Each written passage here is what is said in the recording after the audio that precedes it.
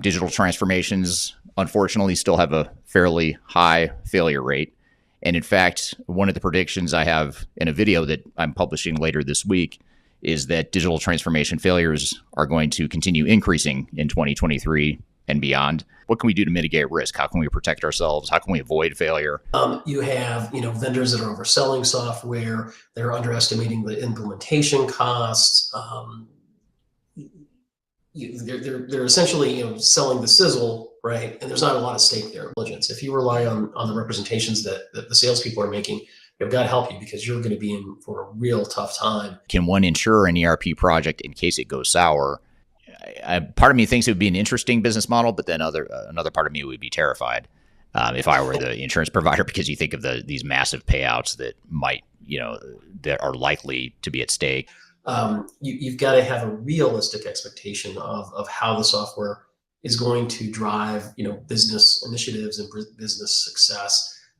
Because if you don't have that, you're going to spend a tremendous amount of money, and those vendors are going to take it from you very happily, very willingly, to get you to a point where you've got all this latest and greatest technology that's not even appropriate for your business, and it doesn't even help you.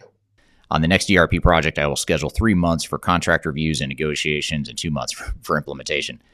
2 months seems a little aggressive on the implementation side, but the technology working and the technology working for your business are two different things. So how do you protect against that? Because I could be a software vendor and deliver a perfectly designed, bug-free solution that's stable, it performs, does everything that it should do, but it doesn't align with my business. It creates disruption in my business. It creates other problems that, of course, are unintentional. How do you bridge that gap between, working technical solution and working business solution? When you build software products, you try to build them based on the way the world is and the way to transform the world into a better place. And I don't think that's optimism or pessimism. I think that's transformism. It's how do we take the business and move it from here to here in a very short period of time. By the way, take the timelines, cut them in half, or divide them by 5. And you want transformation goals that fail, but at a high level. So it's you need 2 years to do this? Great. I want to see it done in 2 months. This will surface all the problems. And you see one of the reasons special operators are special operators is because the timelines are tight, the budgets are actually thinner.